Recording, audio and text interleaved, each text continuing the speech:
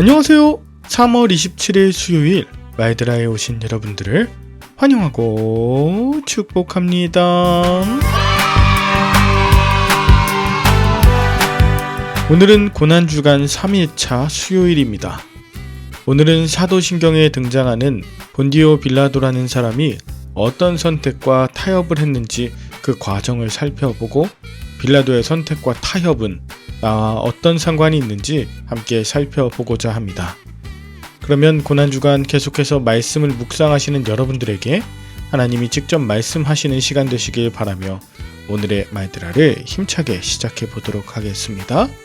자, 출발!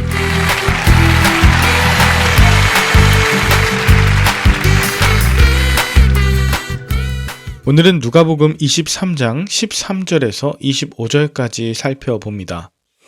어제 헤롯이 예수님을 빌라도에게 다시 돌려보냈죠.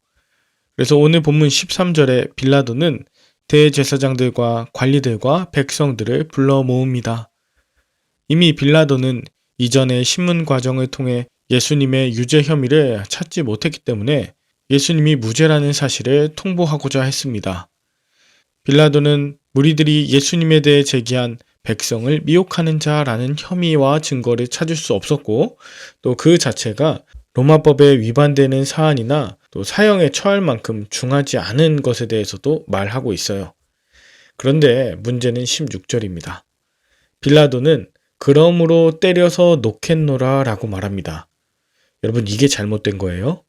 빌라도는 예수님께 죄가 없다고 말했고 실제로 그렇게 믿고 있었습니다. 그런데 대제사장들과 관리들과 백성들의 반발을 우려해 무고한 예수님을 채찍질로 때린다고 하는 것입니다. 여기서 때리다라는 단어가 파이디오라고 하는데 교육시키다, 훈련시키다라는 뜻이에요. 그러니까 폭력을 행하면 예수님이 유대 종교 지도자들에게 순응할 것이라고 생각했던 것 같습니다. 이건 불의한 선택이고 타협이죠. 그런데 실상은 어떻습니까?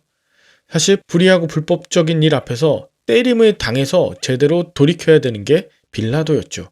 또 유대 종교 지도자들은 무죄 판결에 순응해야 되는 교육과 훈련의 대상들입니다. 이 사람들이 맞아야 돼요. 그럼에도 불구하고 이 무리들은 빌라도의 타협 아닌 이 태형을 거부하였습니다. 그리고 더 이상 예수님의 혐의를 증명하고 논증하려 하기보다 예수님을 없이 하라고 그저 소리 지르기 시작합니다. 그렇게 소리를 지르면서 갑자기 바라바를 석방해달라는 요구까지 했습니다. 여러분, 이 바라바는 성중에서 일어난 폭동과 살인을 한 자로 감옥에 갇힌 사형수였습니다. 그런데 그런 바라바를 석방하고 아무런 죄가 없는 예수님을 반란범으로 몰아 처형하라고 요구하는 것이죠. 다른 복음서에는 빌라도가 바라바를 풀어주었다고 합니다. 타협의 연속입니다. 이제 20절에 빌라도는 예수를 놓고자 하여 다시 그들에게 예수님의 무죄 선언을 하였습니다. 그러나 이렇게 타협을 맛본 이들은요, 21절 소리질러 이르되 그를 십자가에 못 박게 하소서, 십자가에 못 박게 하소서라고 합니다. 아니, 갑자기 십자가형이라뇨. 여러분, 십자가형은 본래 로마식 처형이잖아요. 반란범, 정치범들을 본보기로 죽이는 가장 처참한 사형 방법이었어요.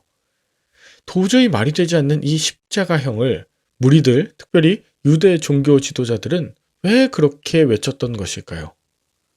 여러분, 유대 종교 지도자들은요, 율법에 의해 돌로 예수님을 칠 수 있었습니다. 스데반 집사의 순교, 이것이 율법에 의해 죽은 대표적인 예입니다. 그러나 예수님을 돌로 치지 못한 건 당시 예수님을 따랐던 무리들이 많았고 그들 무리들에게 비난을 받거나 반란이 일어날 것을 두려워했기 때문이죠. 그래서 유대 종교 지도자들은 예수님을 죽여도 자신들이 책임지지 않을 그 무엇인가를 강구한 것입니다. 그리고 신명기 21장 23절에 나무에 매달려 죽는 것은 하나님께 저주를 받은 것이라고 하는 이 율법의 그 한 부분을 부각시키기 시작했습니다. 하나님께 저주를 받아 죽임을 받은 존재로 만들어야 예수님을 따르던 무리들도 율법에 순응할 것이기 때문입니다. 그래서 당대 최고 권력 국가인 로마에 대항한 정치범이자 하나님께 저주를 받은 자라고 하는 이 십자가를 가져온 것입니다. 만약 하나님이 저주해서 죽인 자를 두둔한다? 그런 자는 율법에 의해서 또다시 돌로 칠 수 있는 그런 분위기를 만들 수 있는 것이죠. 이렇게 십자가형에 대한 요구는 일방적이고 열광적인 흥분 상태에서 즉흥적으로 제안된 것처럼 보이지만 사실은 유대 종교 지도자들의 철저한 계획 속에서 나온 것이라 할 수 있습니다. 공포의 분위기, 자신들이 책임을 지지 않을 최고의 도구이자 방법이 십자가형이었겠죠. 그러자 빌라도는 세 번째로 예수님이 죄가 없다는 사실을 말합니다. 그러나 군중은 조금도 뜻을 굽히지 않았습니다. 오히려 23절 더 큰 목소리로 십자가형을 외침으로 돌아왔고 이들의 외침은 단순한 소리 이상의 효력을 발휘했습니다. 그들의 큰 소리는 빌라도에게도 두려움을 심겨주고 또다시 타협하게 만듭니다. 예수라는 한 사람을 십자가형으로 죽인다 한들 자신에게는 아무 손해가 없지만 만약에 예수를 살렸다 그럼 자신에게는 실리는커녕 정치적 이득도 전혀 없다 생각한 짧은 순간의 손익계산이었던 것이죠. 그렇다면 빌라도가 예수님을 십자가에 못 박도록 넘겨준 건 어쩔 수 없는 일이라 할 수 있을까요? 아닙니다. 성경은 빌라도의 변명을 용납하지 않아요. 빌라도는 판결의 자유와 권한을 갖고 있었습니다. 그러나 그는 정의를 따르지 않고 정치적 계산에 따라 예수님을 십자가에 못 박게 했습니다. 죄 없는 갈릴리 사람 하나를 처형한 것이자 자신에게 유리한 결과를 얻기 위해 선택하고 타협한 것입니다. 여러분은 오늘 본문을 통해 무엇을 느끼셨나요? 여러분이 만약 빌라도의 입장이었다면 어떻게 행동하셨을까요?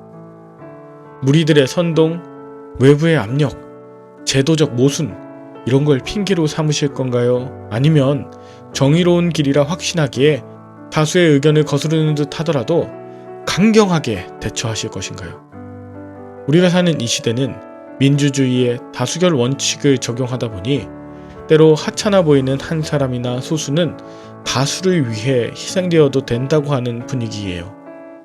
바른 것을 외치더라도 불편한 소리 하지 말라고 강요하는 기득권자들의 횡포, 타인을 쉽게 율법으로 판단해서 죽이는 종교재판의 분위기도 가득합니다. 저는 오늘 공의가 무엇인지, 정의가 무엇인지 알면서도 이해관계에 따라 불의에 눈 감고 동조하던 빌라도가 내 안에는 없는가 살펴보게 되었습니다. 만약 바른 판단이 서지 않았다면 무엇인가에 쫓기듯 성급한 판단을 내리기보다 최소한 그 자리에서 멈추어야겠습니다. 즉흥적 선택, 즉흥적 타협, 즉흥적 판단은 나의 손익만을 추구하고 결국 사단의 도구로 전락하는 결과를 낳게 될 수 있기 때문입니다. 저는 앞으로도 말씀과 율법은 남이 아니라 나에게 적용하고 내게 주신 자유와 권한이 있다면 공의와 정의를 위해 쓰고 싶습니다. 또다시 예수님을 십자가에 못 박는 과오를 되풀이하지 않기 위해 오늘 이 말씀을 저와 여러분들에게 주신 줄 믿습니다. 함께 기도할까요? 하나님 아버지, 사람들의 비위를 맞추면서 적당하게 타협한 결과 불의하고 불법적인 사형을 집행한 빌라도를 통해 나를 돌아봅니다. 나는 그렇게 하지 말아야지 했는데 저 역시 매 순간 정의와 진리보다는 사람들의 반응을 살피게 됩니다. 다수의 목소리에 겁먹고 때로 나의 손익을 계산합니다. 말씀을 내 유리한 쪽으로 편취하고 나의 불법과 불의함을 위해 합리화하는 해석을 하기도 합니다. 타협과 합리화, 거짓과 불의가 눈덩이처럼 불어날 듯할 때 멈추게 하여 주시고 진리를 말하고 정의를 추구하는 참 신앙인이 되게 하여 주시옵소서. 십자가를 두려워하지 않게 하시고 사람들 두려워하지 않게 하시고 하나님만을 두려워하게 하옵소서. 예수님의 이름으로 기도 올리옵나이다. 아멘. 오늘도 좋은 하루 되시길 바라며 저는 내일 다시 찾아뵙도록 하겠습니다. 샬롬.